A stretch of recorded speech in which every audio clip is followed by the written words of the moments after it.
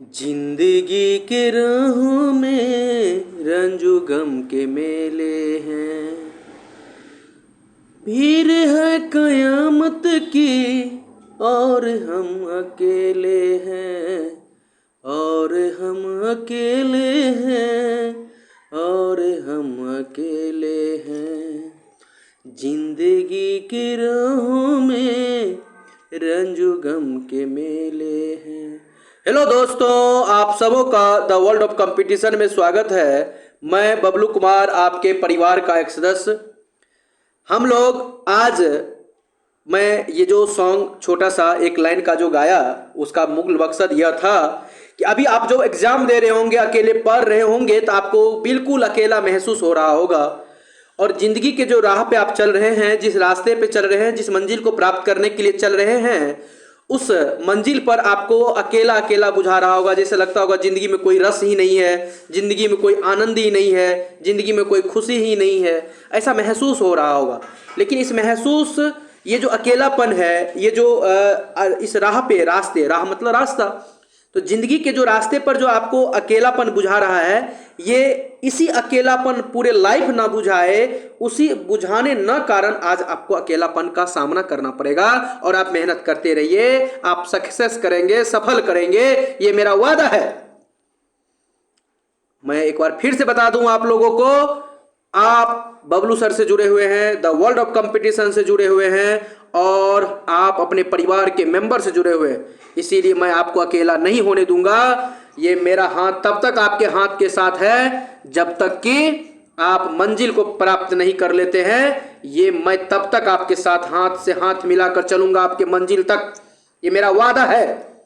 बशर्ते आपको भी एक वादा निभाना पड़ेगा, नियमित रूप से घर पर अकेला, चाहे कहीं पर हो, अगर आप कहीं जाते भी हैं तो आप बैठकर अध्ययन करते रहें, समय का यूटिलाइज करें। ये आप भी मुझसे वादा करें। हमको आपसे कुछ नहीं चाहिए, ना धन ना दौलत, कुछ नहीं चाहिए। बस चाहिए तो सिर्फ और सिर्फ आप मेहनत करें और सक्सेस करें और अपना नाम और अपनी मान सम्मान को ऊंचा करें। यही मेरा सबसे बड़ा चीज है और यही मेरे लिए उपहार होगा आपके द्वारा।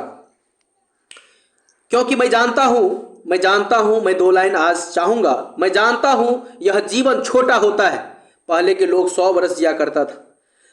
आज आदमी अहंकार, अपनी जो करतूत है घटिया, इस सब के कारण, खान पान, वातावरण, ये सभी समस्याओं के कारण, डिप्रेशन, इतना टेंशन, इतना प्रेशर, ये सभी समस्याओं के कारण आदमी 100 से घटते घटते 70 तक आ चुका है। उस 70 के आयु में भी 10 साल आदमी का बीमारी में गुजरता है। बचा हुआ 60 वर्ष का जो आयु है, वो आयु में भी आदमी को कब क्या अकाल हो जाए, कभी एक्सीडेंट कर जाता है, कोई गाड़ी से ठोकर खा जाता है। तो ये छोटी सी जिंदगी में भी आप लगभग हाफ जिंदगी सो के गुजारते हो। हम लोग सो के गुजारते हैं, आप ही नहीं, हम भी। ऐसा नहीं कि हम नहीं, हम भी सो के गुजारते हैं। कैसे? रात में सोते हैं, दिन में काम करते हैं। तो जरा सोचना है कि जब हम जिंदगी अगर मान लो 60 साल का, 65 साल का है, तो हम अगर रात में सोए तो 35 साल तो हम सोने में गुजार दिए। तो हमारे पास गिन चुन के 35 साल बचा। इस 35 साल में किस बात की अहंकार होनी चाहिए, हमें बताओ आप, किस बात की अहंकार होनी चाहिए? कोई बात है ऐसा जिस पे अहंकार होनी चाहिए? हम लोग मरने के बाद इस मिट्टी में मिल जाते हैं, कोई दफन होकर तो कोई जलकर, कोई दफन होकर तो कोई जलकर, हम लोग मिट्टी में मिल जाते हैं बिल्कुल। और उसी के साथ हमारा अहंकार भी उसमें खाद बन जाता है। कोई देखने नहीं आता है, सिर्फ और सिर्फ गाली के सिवा कुछ नहीं मिलता उस अहंकार में। तो मैं चाहता हूं कि जब मैं सिर्फ 35 वर्ष के लिए हूं इस धरती पे, क्योंकि 35 साल तो सोना है, क्योंकि रात में तो आप सोते हो, काम तो करते नहीं हो। तो जब 35 वर्ष का जिंदगी है, इस जिंदगी में आप बताओ क्या इंपॉर्टेंस होनी चाहिए लाइफ के लिए, क्या होनी चाहिए? शादी, बाल बच्चा, दादा दादी, छरपोता पोती, ये सब, क्या यही इंपॉर्टेंस लाइफ का है? क्या यही करतूत होगा? नहीं। हमारे लाइफ, आपके लाइफ का इंपॉर्टेंस है समाज और इस देश के बीच में कुछ ऐसा कर जाना, कुछ ऐसा कर जाना ताकि आप को इस बात का गम नहीं रहे कि हमने अपना फर्ज नहीं निभाया। बाकी जीवन का जो संस्कार है 16 वो तो होगा ही। जो जो जन्म से लेकर, गर्भधारण से लेकर, आपके शादी से लेकर और आपके मृत्यु के संस्कार तक, अंतिम 15वां शादी का है, विवाह का संस्कार, और 16वां मृत्यु संस्कार। तो जो 16 संस्कार है वो तो होना ही है, उसकी कोई इंपॉर्टेंस नहीं है, वो तो ऑटोमेटिकली आप नहीं भी चाहोगे तो होते चला जाएगा। लेकिन दुख इस बात का है,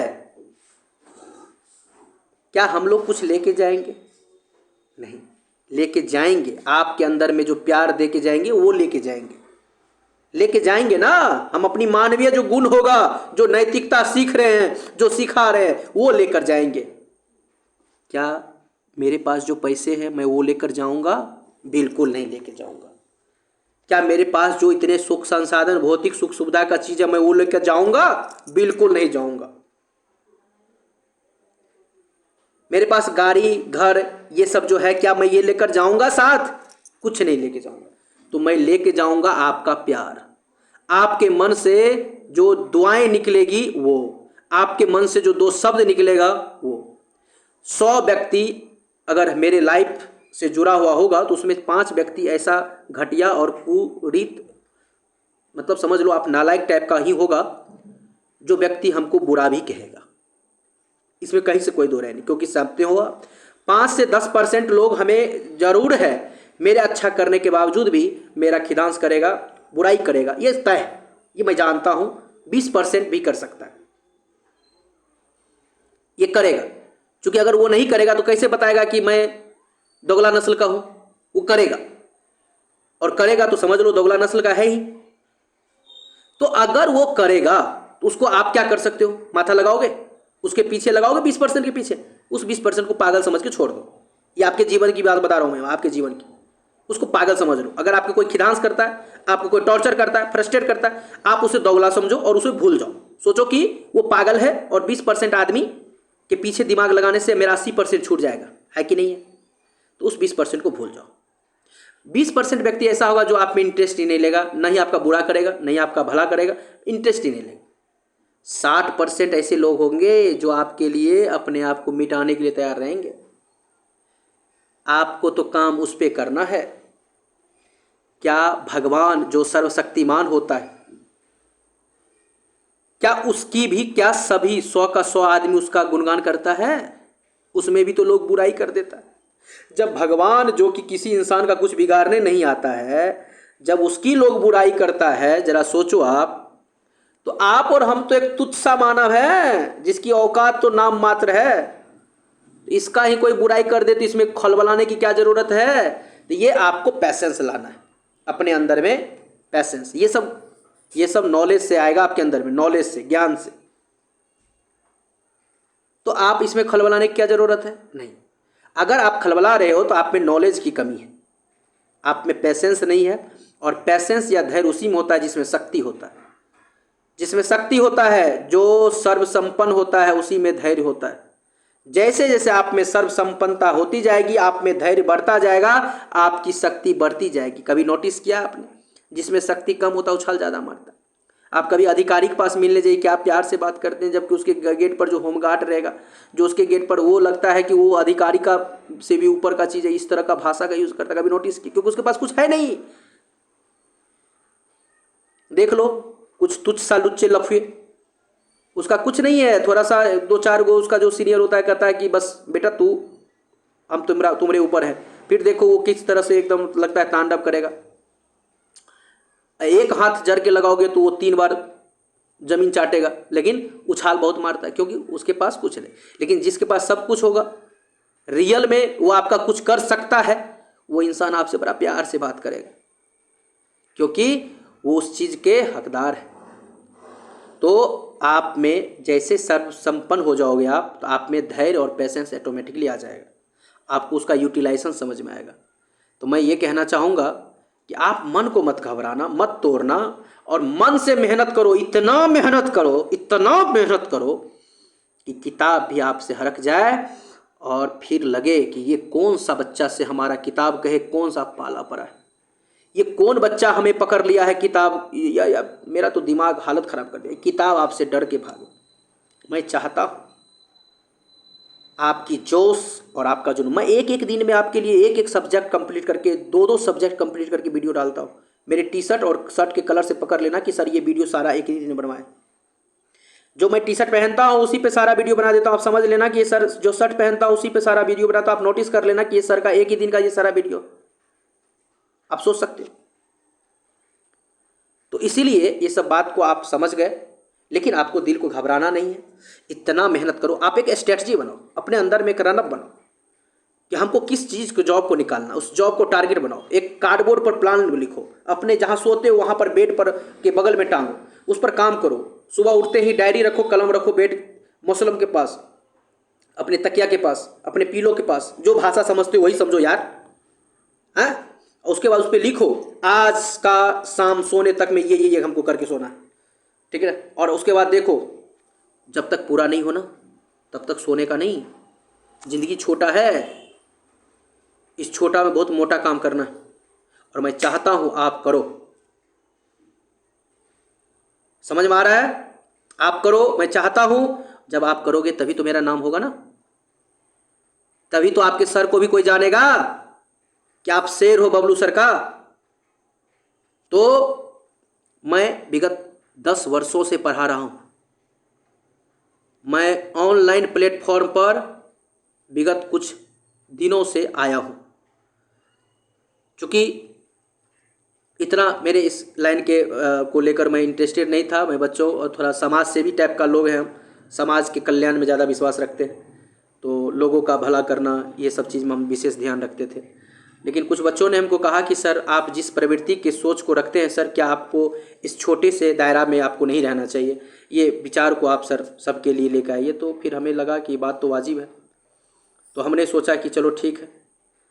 तो मैं आप लोगों से मुखातिब होना चाहता हूँ, और मैं चाहता हूँ कि आप पढ़ो, आप यूनिक करो, कुछ अच्छा करो, कुछ बड़ा करो, और उस बड़ा करने में मैं आपका साथ देना चाहता हूँ। तब तक जब तक आप मंजिल प्राप्त नहीं कर लेते हो, जब तक आपको मंजिल मिलेगी तब तक मैं आपके साथ हाथ से हाथ मिलाकर चलूंगा, ये मेरा वादा है।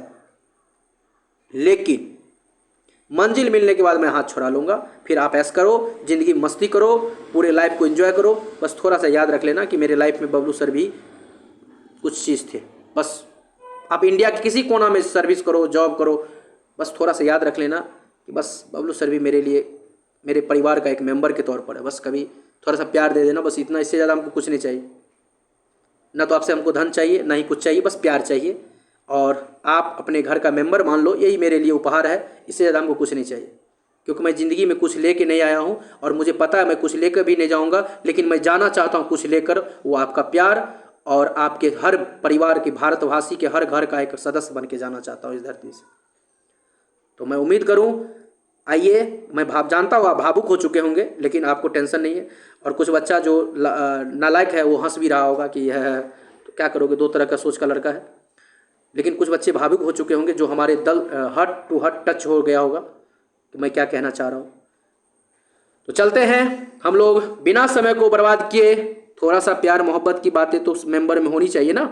सिर्फ पढ़ाई हो तो उससे भी आप बोरिंग हो जाओगे कि सर कुछ अच्छा बात हमसे नहीं करते हो आप, और सर इतना हवाबाजी करते हैं, लेकिन आप सर दिल का तो बात बता दो आप। तो मैंने अपने दिल का बात वो बताया जो मैं सिद्धांत पे चलता हूँ, जो मैं जिस सिद्धांत को मानता हूँ। मैं कास्टिज्म को नहीं मानता हूँ, नंबर 1, ये मेरा पहला कॉन्सेप्ट है। मैं जब से मैंने शिक्षा के क्षेत्र में शिक्षा को समझा है तब से कास्टिज्म को नहीं मानता हूँ। दूसरा, किसी भी व्यक्ति के साथ जाति, धर्म, लिंग, स्थान, भेदभाव के आधार पर को मैं बिल्कुल नहीं मानता हूँ। मैं किसी भी धर्म से किसी तरह का विरक्ति नहीं रखता हूँ, क्योंकि मैं सभी धर्म का सम्मान करता हूँ। लेकिन मैं जिस धर्म को मानता हूँ उसको थोड़ा सा विशेष नज़रिए से देखता हूँ, लेकिन सम्मान सभी धर्म का करता हूँ। चौथा, मैं मानव को किसी तरह का आहत पहचाना मैं नहीं चाहता हूँ। मेरे नज़र में सभी का इज्जत एक समान है। मैं नैतिक रूप से सही और गलत का फ़र्क करते हुए मैं कर्तव्य करने का कोशिश करता हूँ, लेकिन फिर भी मैं इंसान हूँ, कभी मिस्टेक हो जाए तो मैं ईश्वर से उसके लिए प्रत्येक दिन सुबह उठते ही क्षमा मांग लेता हूँ। लेकिन फिर भी मैं अपने जीवन में कोशिश करता हूँ 99.99% सच का सहारा लूँ और सच बोलने का कोशिश करूँ। ये मेरे कुछ जीवन की अवधारणा है, कॉन्सेप्ट्स है, क्योंकि पता नहीं चलते फिरते कब किसी इंसान को क्या हो जाए। तो मैं जानता हूँ इतना बात, तो इसीलिए मैं चाहता हूँ आप भी जानो, और मध्यम मार्ग का रास्ता चुनता हूँ। मध्यम मार्ग मतलब न तो इधर ना तो इधर, बीच रास्ते को, किसी के सुने हुए बातों पर नहीं बहकता हूँ। तो आप भी मेरे, चूँकि मेरा शिष्य हो, और चूँकि मुझे फॉलो करते हो आप, तो मैं चाहूँगा ये सब कॉन्सेप्ट्स आप अपने अंदर में डालो और आप भी कुछ अच्छा करो। तो ठीक ना। और किसी भी तुच्छ लुच्चे लफों का इज्जत करना बिल्कुल नहीं चाहता हूँ मैं बिल्कुल नहीं करना, आप भी, और मैं बिल्कुल नहीं करता हूँ, मैं उसका तिरस्कार करता हूँ। जो समाज के योग्य, दक्ष और कौशल व्यक्ति है उनका इज्जत करता हूँ। मैं ऐसे किसी भी व्यक्ति को बढ़ावा नहीं देना चाहता जो समाज में विषमता फैलाता है, जो समाज को तोड़ना चाहता है, जो लोगों के बीच में भेदभाव फैला रहा है, जो कास्टिज्म व्यवस्था, ये इस व्यवस्थाओं को पूरे सिस्टम से ये कर रहा है। तो मैं ऐसे चीज़ को मैं बहिष्कार करता हूँ और मैं इस चीज़ को नहीं मानता हूँ। शायद हमको लगता है कि आप सुनने वाले सभी में से 90% व्यक्ति नहीं मानते होंगे, हमको ये पूर्ण यकीन है। क्यों? क्योंकि आप जानते हो कि हम सबको ईश्वर ने बनाया, तो ईश्वर इस भेदभाव से नहीं बनाया होगा कि ये हम लोग ने पैदा किया है। इतिहास अगर आप पढ़े हैं तो आपको पता होगा। फिर भी हम लोग इस सब पर बात कभी करते रहेंगे, आपसे मुखातिब होते रहेंगे। आइए प्रश्न लगाते हैं। हम जानते हैं आज आपका 5 मिनट एक्स्ट्रा ले लिए होंगे, इसके लिए आप नाराज़ मत होना, थोड़ा सा मुस्कुरा लो और आते हैं, हम लोग शुरू करते हैं। मैं ईश्वर से कामना करता हूँ, ईश्वर आपकी इस मुस्कुराहट को बिल्कुल कायम रखे और हमेशा आप मुस्कुराते रहो, खिलखिलाते रहो और अपनी ज़िंदगी में अच्छी मंजिल की ओर बढ़ते रहो। बेस्ट ऑफ लक, मुस्कुरा दो और आते हैं, हम लोग शुरू करते हैं 51वां प्रश्न टेस्ट 2 का। टेस्ट 2 का 51वां प्रश्न क्या है? भारतीय संविधान को संविधान सभा द्वारा अंगीकृत किया गया। बहुत अच्छा प्रश्न है। भारतीय संविधान को संविधान सभा के द्वारा जो अंगीकृत किया गया वो कब किया गया था? तो आपको पता है 26 नवंबर 1949 को। 26 नवंबर 1949 को अंगीकृत किया गया था। अगला प्रश्न है संविधान सभा द्वारा भारतीय संविधान को स्वीकृत किया गया कब? हम लोग स्वीकृत किए तो 26 नवंबर 1949 को स्वीकृत किया गया। अगला प्रश्न है कि संविधान को 26 जनवरी के दिन लागू किए करने के पीछे जो निर्णय था वो क्या निर्णय था ऐसा जिसके कारण लागू? तो बिल्कुल सही है, क्योंकि आपको पता होगा कि कांग्रेस ने इस तिथि को 1930 में स्वतंत्रता दिवस मनाने के रूप में घोषणा किया था, लेकिन वो नहीं हो पाया। तो उसी चीज को यादगार करने के लिए, तो इसीलिए ऑप्शन नंबर ए हो जाएगा। अगला प्रश्न है, ध्यान देंगे, कोई डॉट्स नहीं है। कहता है भारतीय संविधान को अपनाया गया था। भारतीय संविधान को जो अपनाया गया था कब अपनाया गया, मतलब किसके द्वारा? आपको पता है संविधान सभा के द्वारा अपनाया गया था। संविधान सभा के द्वारा अपनाया गया था, बिल्कुल सही है ऑप्शन। अगला क्वेश्चन है, ध्यान देंगे ना, थोड़ा सा टाइम मैनेज कर देंगे, लेकिन आपको नाराज़ नहीं करेंगे, क्योंकि मेरा मकसद नहीं है कि नाराज़ करूं। मैं चाहता हूं, मैं ईश्वर तो नहीं हूं कि दिल चीर के दिखा दूं, बट मैं आप लोगों को बहुत प्यार करता हूं, इसमें नो डाउट। शायद आपको महसूस भी हो गया होगा। रियली आई लव यू, दिल से लव यू। ठीक है, आते हैं, हम लोग बढ़ते हैं। भारतीय संविधान सभा में कुल कितनी महिला सदस्य थी? बहुत अच्छा प्रश्न है। भारतीय संविधान सभा में कुल कितनी महिलाएं सदस्य थी? तो आपको बताना है कुल कितनी महिला सदस्य थी। अगर आपने इस प्रश्न का उत्तर ध्यान से अगर अटेम्प्ट करेंगे तो बहुत इजी प्रश्न है, नहीं तो थोड़ा सा जटिल प्रश्न आपको ये दिख जाएगा। तो बिल्कुल सही है, आपने सही चुना है, 15 महिला सदस्य थी। बहुत अच्छा प्रश्न है।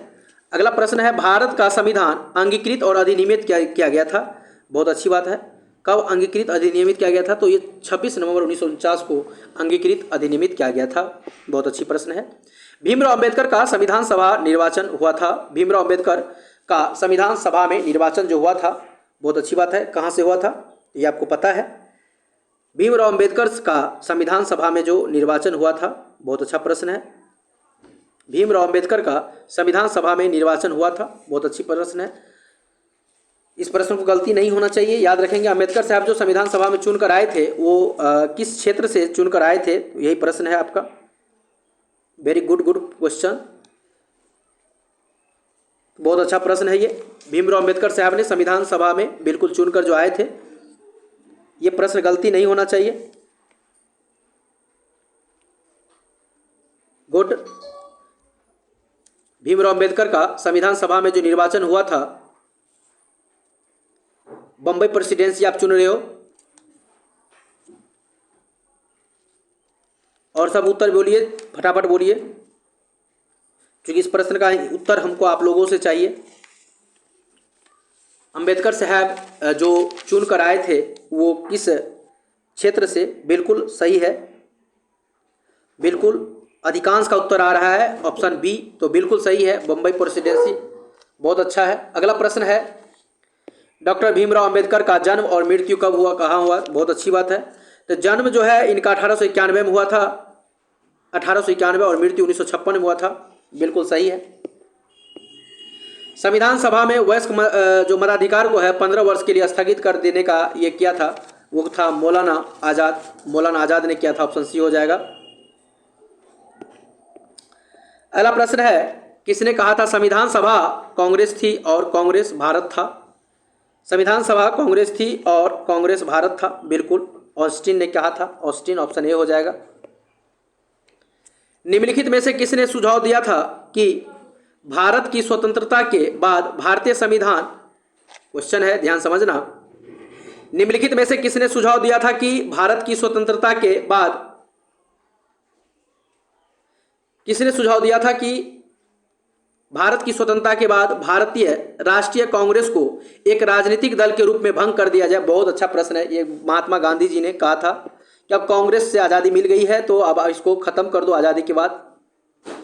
अपनी राष्ट्रवादी प्रतिक्रिया में भारतीय संविधान के निर्माताओं ने अल्पसंख्यकों के हितों तथा भावनाओं के महत्व को कम करके आंका है। यह कथन किसका है? कम करके आंका है। यह कथन किसका है? यह है आइवर जेनिंग्स का। Option number Ivor Jennings, option number D हो जाएगा। निम्नलिखित में से संविधान सभा के जो संघ संविधान समिति का जो अध्यक्ष है वो कौन था? बिल्कुल है, संघ संविधान सभा के समिति का जो अध्यक्ष है वो कौन है? ऑप्शन आपके सामने में है। बिल्कुल, संघ संविधान समिति का जो अध्यक्ष है, संघ संविधान समिति का अध्यक्ष, बिल्कुल जवाहरलाल नेहरू। सही है आपका उत्तर, ऑप्शन सी हो जाएगा। अगला प्रश्न है, संविधान सभा की प्रांतीय संविधान समिति का अध्यक्ष कौन है? प्रांतीय संविधान समिति का, बहुत अच्छा प्रश्न है, पूरे लंबा हवाबाजी की जरूरत नहीं है। प्रांतीय संविधान समिति का अध्यक्ष पूछ रहा है, बहुत अच्छा प्रश्न है। अगर आपने इसका उत्तर सरदार पटेल चुना है तो आपका उत्तर बिल्कुल सही है, सरदार पटेल हो जाएगा। अगला प्रश्न है, ध्यान देंगे, भारतीय संविधान सभा की प्रारूप समिति के अध्यक्ष हैं, ये पता है आपको, डॉक्टर भीमराव अंबेडकर हो जाएगा। ऑप्शन नंबर ए हो जाएगा। संविधान सभा द्वारा स्थापित मौलिक अधिकार और अल्पसंख्यक हेतु सलाहकार समिति के अध्यक्ष कौन है? बहुत अच्छा प्रश्न है।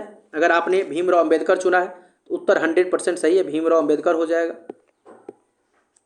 भीमराव अंबेडकर की अध्यक्षता में संविधान सभा की प्रारूप समिति में कितने अन्य सदस्य थे? अन्य सदस्य के तौर पे 6 सदस्य थे। बहुत अच्छा प्रश्न है ये। संविधान पांडुलेखन समिति का निम्न में से कौन सा सदस्य नहीं था? ऑप्शन आपके सामने में है। पांडुलेखन का कौन सा सदस्य नहीं था? गलती नहीं होना चाहिए। बिल्कुल आपका उत्तर सही है, जवाहरलाल नेहरू इसका सदस्य नहीं था, अय्यर, मुंशी और सादुल्ला ये था। संविधान सभा ने डॉक्टर भीमराव अंबेडकर की अध्यक्षता में जो प्रारूप समिति का गठन किया था वो कब किया था? बहुत अच्छा प्रश्न है। तो प्रारूप समिति का जो गठन किया था वो 29 अगस्त 1947 को किया था। 29 अगस्त 1947 को। गुड प्रश्न। संविधान निर्मात्री परिषद की झंडा समिति का अध्यक्ष कौन थे? झंडा समिति के जो अध्यक्ष थे वो डॉक्टर राजेंद्र प्रसाद थे। डॉक्टर राजेंद्र प्रसाद। भारत के संविधान में उद्देशिका का विचार कहां से लिया गया? बहुत अच्छा प्रश्न है। जो उद्देशिका है उसका विचार हम लोग अमेरिका के संविधान से लिए हैं, अमेरिका यूएसए के संविधान से लिए हैं। अगला प्रश्न है, ध्यान देना इस बात पे, भारतीय राजनीति व्यवस्था में इनमें से कौन सर्वोच्च है? बहुत अच्छा प्रश्न है। संविधान से ज़्यादा सर्वोच्च क्या हो सकता है हमारे देश के लिए और हमारे लिए? मैं तो संविधान को मानता हूँ, शायद आप भी मानते होंगे, अगर पढ़े लिखे लोग हैं तो बिल्कुल मानते होंगे, संविधान सर्वोच्च है, सब के ऊपर संविधान है। चलिए, बहुत अच्छी बात है। भारत में न्यायिक पुनरीक्षण की जो संकल्पना है किस देश से लिया गया? बहुत अच्छा प्रश्न है। किस देश से हम लोग न्यायिक पुनरीक्षण लिए हैं? तो ये अमेरिका से लिए हैं, यूएसए से लिए हैं। न्यायिक पुनरावलोकन कहाँ से लिए? तो ये भी हम लोग, क्योंकि न्यायिक पुनरावलोकन कहाँ से लिए हैं ये प्रश्न है अमेरिका से, लेकिन ये कहाँ कहाँ है? तो अमेरिका में और भारत दोनों जगह है। अमेरिका में भी है और ये भारत में भी है, दोनों के दोनों जगह है ये न्यायिक पुनरावलोकन, याद रखेंगे आप। अगला प्रश्न है, निम्नलिखित में से कौन सा लक्षण भारतीय परिसंघ और अमेरिकी परिसंघ में समान रूप से पाया जाता है? बहुत अच्छा प्रश्न है। तो यह जो है संविधान के निर्वाचन के लिए परिसंघीय उच्चतम न्यायालय, बिल्कुल है, उच्चतम न्यायालय है। भारत की संघात्मक व्यवस्था निम्न में से किस देश से संबंधित है?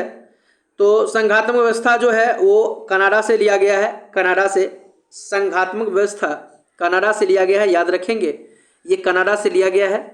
अगला प्रश्न है, भारतीय संघवाद किस देश की पद्धति पर आधारित है? बहुत अच्छा प्रश्न है और इजी प्रश्न है। संघवाद जो है ये कनाडा के पद्धति पर, बहुत अच्छा है, ऑप्शन बी हो जाएगा। भारतीय संविधान में राज्यों की जो संघ की संकल्पना है को प्राप्त किया गया था, संघ की जो है संकल्पना, इसको प्राप्त किया गया था, तो आप इसे बताएंगे। प्रश्न मैं एक बार फिर से, भारतीय संविधान में राज्यों की संघ, तो राज्यों की संघ की जो प्राप्त किया गया था वो कहाँ से? तो ये ब्रिटिश नॉर्थ अमेरिका अधिनियम से, बिल्कुल सही है। भारत के संविधान में सम्मिलित समवर्ती सूची किस देश की देन है? समवर्ती सूची जो है ये ऑस्ट्रेलिया से लिया गया है, ऑप्शन बी हो जाएगा। समवर्ती सूची की संकल्पना जो है पद्धति की है, तो बहुत अच्छी बात है, तो ये तो ऑस्ट्रेलिया के संविधान से हो जाएगा, बिल्कुल सही है, ऑस्ट्रेलिया के संविधान से। भारतीय संविधान में डीपीएसपी की संकल्पना आपको पता है, ये आयरलैंड से लिया गया है, डीपीएसपी जो है आयरलैंड से लिया गया है। अगला प्रश्न है, ध्यान देंगे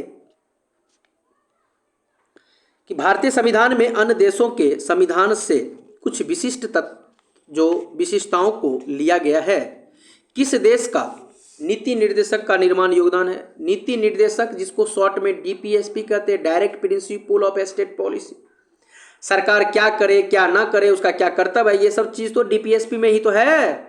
ये आयरलैंड से हम लोग लिए हैं, इसको आयरिश का संविधान भी कहते हैं, याद रखना इस बात का।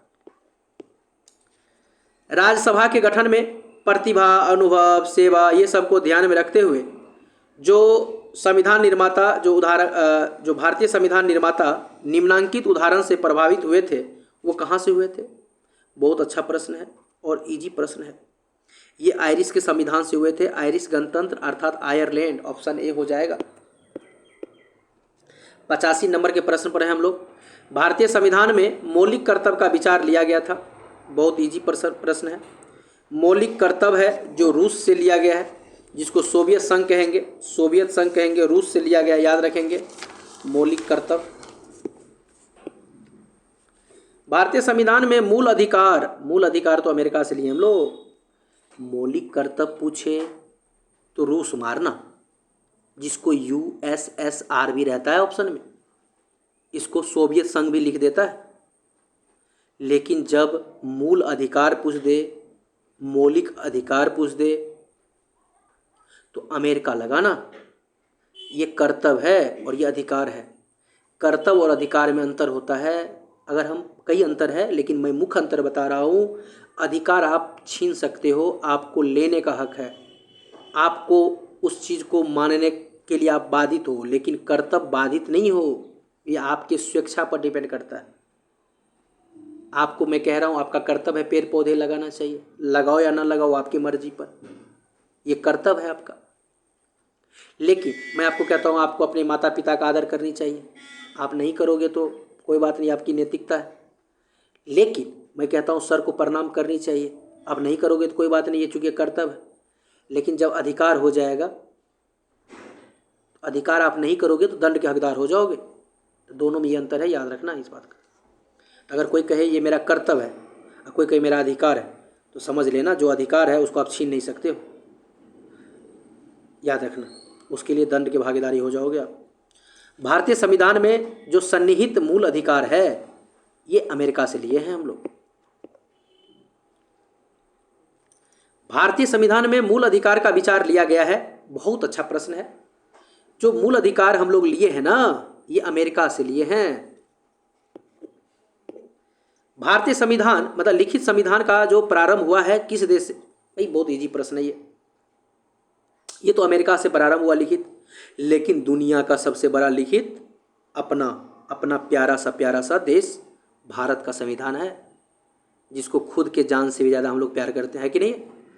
तो भारत आन बान शान हमारी ताकत है ये। तो भारत एक ऐसा देश है जहाँ सबसे बड़ा संविधान है, सबसे बड़ा लिखित संविधान है हमारा। नेक्स्ट है, लेकिन पहली बार लिखित क्या हो जाएगा? तो पहली बार लिखित अमेरिका हो जाएगा। मौलिक अधिकार की अवधारणा ली गई भाई मौलिक अधिकार तो हम लोग अमेरिका से लिए हैं, ऑप्शन ए हो जाएगा। भारतीय संविधान है, बहुत अच्छा प्रश्न है, भारतीय संविधान में कितना क्या फलना है आप देख लो, तो आपको पता है उत्तर क्या हो जाएगा, कितने से ज़्यादा अनुच्छेद हो जाएगा, अटेम्प्ट कर लो आप। तो सही है आपका 400 से अधिक अनुच्छेद, ऑप्शन सी हो जाएगा। भारतीय संविधान में प्रारंभ में कितने अनुच्छेद थे? प्रारंभ में तो 395 था, तो प्रारंभ में 395 हो जाएगा।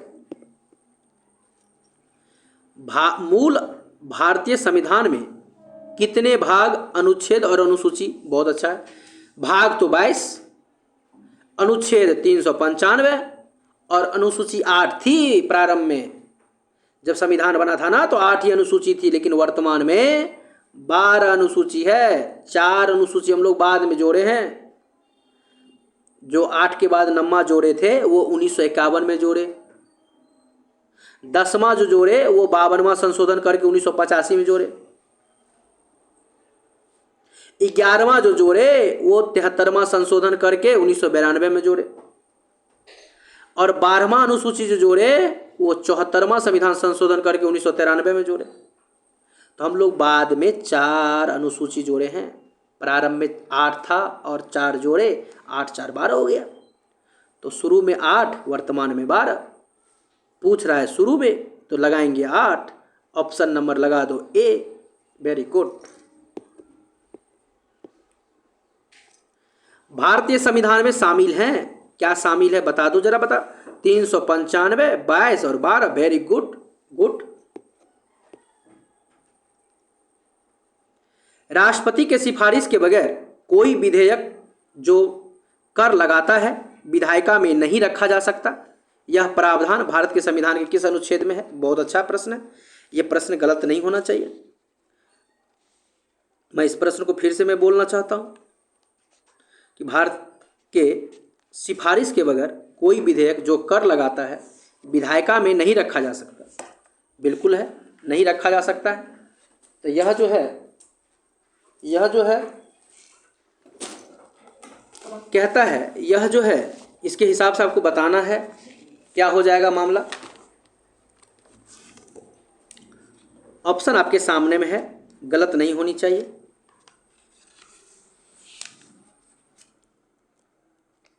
ऑप्शन आपके सामने में है, किस अनुच्छेद के तहत ऐसी प्रावधान की गई है, ऑप्शन आपके सामने में है।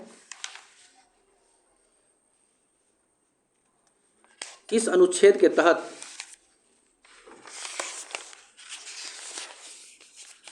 बिल्कुल, अगर आपने इस प्रश्न का उत्तर ऑप्शन आर्टिकल ए, मतलब ऑप्शन नंबर ए आर्टिकल 117 चुना है तो बिल्कुल सही है। राष्ट्रपति की सिफारिश के बगैर कोई विधेयक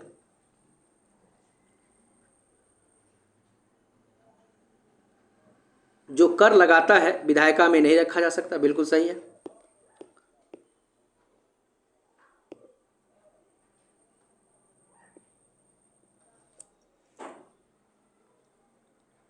वित्त विधेयक के बारे में विशेष उपबंध किस अनुच्छेद के अंतर्गत किया गया है? बहुत अच्छा प्रश्न है।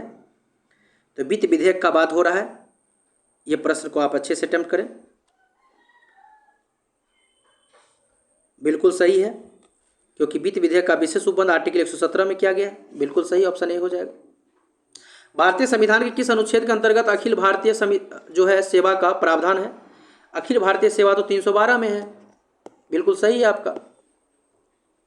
निम्नलिखित में से कौन सा सुमेलित नहीं है भारतीय संविधान के अंतर्गत? बहुत अच्छा है। 371 के तहत जो आपके सामने लिखा गया है इसको आपको छांटना है, बताना है। अगर आपने 371 के क में जो देखा नागालैंड, ख ग घ, अब आपको बताना है इसमें से कौन सा है जो आपको गलत है, जो इसमें नहीं है चर्चा। तो बड़ा इजी प्रश्न है ये भी।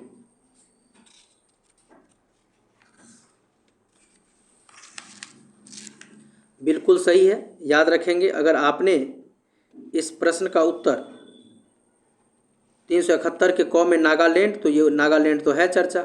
ख में असम तो बिल्कुल है चर्चा। गौ में मेघालय, ये गलत है क्योंकि 371 के जो गौ में है, याद रखेंगे, वो मणिपुर का चर्चा है, न कि मेघालय का चर्चा है। 371 के गौ में मणिपुर का चर्चा है, न कि मेघालय का, तो यही गलत है, याद रखेंगे। कितनी अनुसूची, कहता है संविधान में कुल अनुसूची कितनी है? अनुसूची तो 12 है। ऑप्शन नंबर ए हो जाएगा इसका उत्तर, जो आपने लगाया, बहुत अच्छी बात है। भारतीय संविधान में दी गई अनुसूची में से कौन सी एक राज्य के नाम की सूची और राज्य के क्षेत्र का ब्यौरा देता है?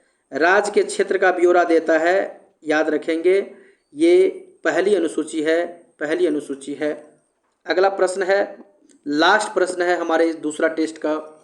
लास्ट प्रश्न है, भारत के संविधान की चौथी अनुसूची विवेचित करती है। चौथा अनुसूची में क्या है? राज्यसभा के स्थानों के आवंटन का चर्चा है। ऑप्शन ए हो जाएगा। इस तरह से आपका टेस्ट दूसरा कंप्लीट हुआ और हम उम्मीद करेंगे तीसरे टेस्ट हम आप लोगों के लिए लेकर फिर से आएँ। धन्यवाद, बेस्ट ऑफ लक, बहुत सारी शुभकामनाएं।